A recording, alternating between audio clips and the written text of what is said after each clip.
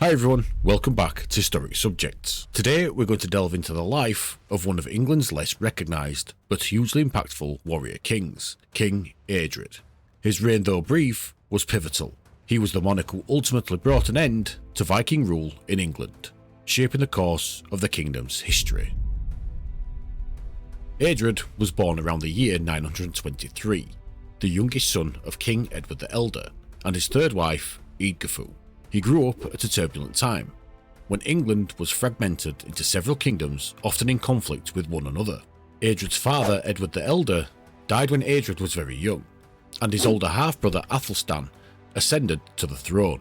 Eadred and his brother Edmund were raised at Athelstan's court, benefiting from his guidance during their formative years. During his reign, Athelstan achieved a significant step towards uniting England by conquering the northern Viking stronghold of York, known to the Vikings as Jorvik.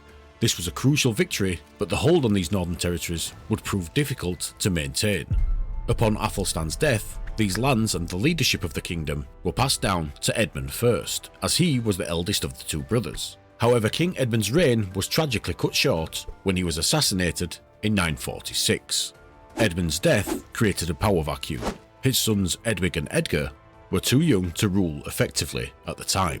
Consequently, Eadred was chosen to be the King of England by the King's Council, known as the Witan, recognising his experience and capabilities. Eadred was coronated on the 16th of August at Kingston upon Thames. To support him in his new role, Eadred decided to retain many of Edmund's trusted advisors. This included his mother Eadgifu, the alderman of East Anglia known as Half-King, and Dunstan, the abbot of Glastonbury. Their experience provided crucial continuity. Upon coming to the throne, Eadred received submission from northern earls and Welsh kings. A year later in 947 at Tanshelf, now known as Pontefract, on the border between Mercia and Northumbria, King Eadred formally received fealty from Wulfstan, the Archbishop of York, and the Northumbrian magnates. However, the submission of the northern territories proved to be short-lived.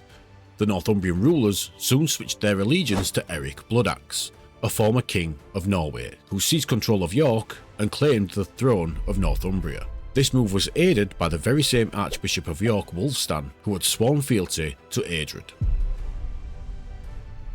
King Eadred reacted swiftly and decisively. In 948, Eadred launched a military campaign into Northumbria, marching his army to Ripon.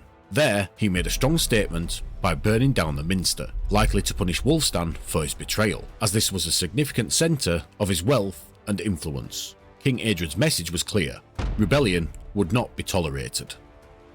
Eadred made it abundantly clear to all those questioning their loyalty that continued support for Eric Bloodaxe would lead to severe consequences for their homes and lives. For a time, this strategy appeared to suppress rebellions in Northumbria, as the northern leaders renounced their support for Eric Bloodaxe in favour of King Eadred. Yet Northumbria had long been a region of shifting loyalties and Viking ambitions. In 950, the Northumbrians again switched allegiances, this time to Olaf Sigtryggsson, the King of Dublin. Eric Bloodaxe eventually returned to Northumbria, ousting Olaf and becoming the King of York once more. However, in 954, Eric was expelled from Northumbria by the northern leaders, who finally decided to return to permanent English rule.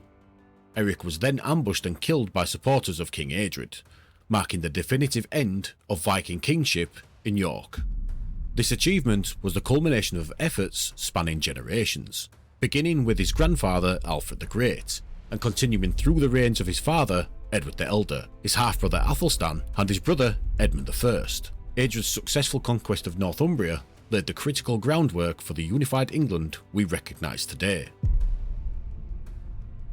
While Eadred is best known for his military accomplishments, his reign also saw significant contributions to the church.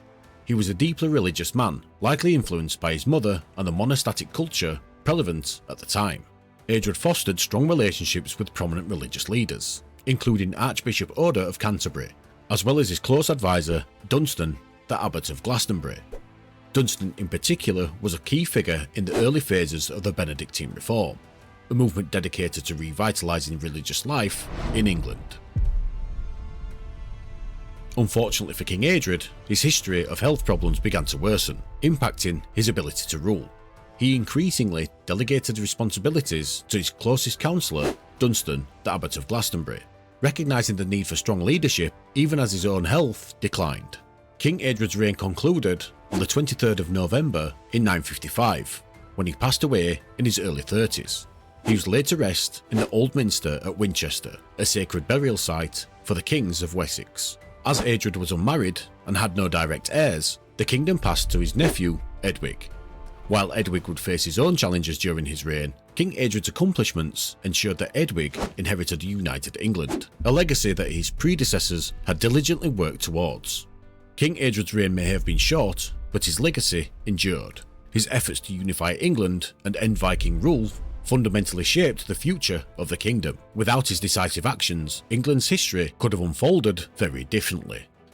Thank you for joining me on this exploration of King Eadred's life. If you liked the video or found it informative, please consider giving it a thumbs up. It really does help the channel grow. And if you'd like to continue learning about history with me, hit that subscribe button and turn on notifications so you don't miss any new stories.